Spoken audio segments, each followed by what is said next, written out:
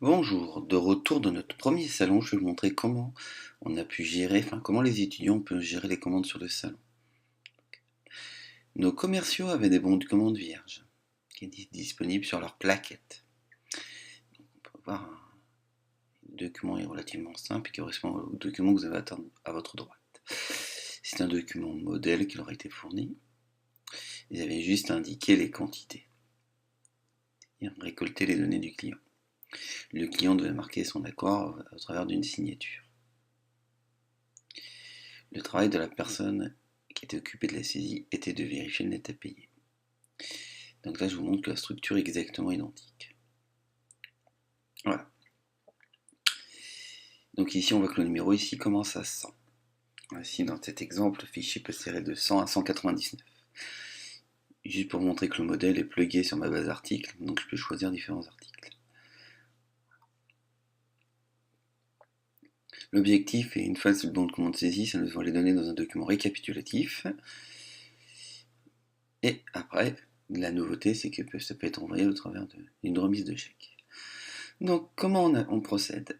Alors, on commence. On a estimé que le commercial a fait son travail. On va vérifier. On a dit que le commercial le concernait.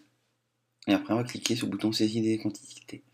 Et je vais répondre à la petite boîte de dialogue qui apparaît. Donc, je saisis des chiffres. Quand je n'ai pas de valeur, je mets 0 et sinon, j'indique les quantités.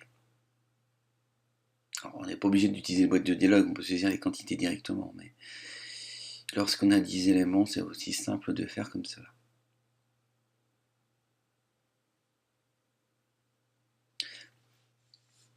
Voilà, une fois que j'ai les quantités saisies, je définis le net à payer. Si j'ai besoin, je peux mettre un taux de remise. Le calcul de la TVA se fait automatiquement.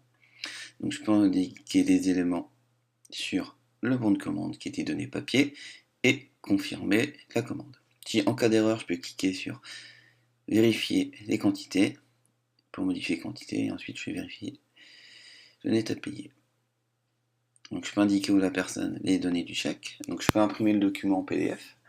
On me dit que le bon de commande a été généré et que les données ont été envoyées sur la feuille récap. Je valide. On me demande dans une nouvelle interface de saisir le numéro du chèque ou d'indiquer 0 s'il s'agit d'un virement. Donc là, je saisis le numéro du chèque et voilà.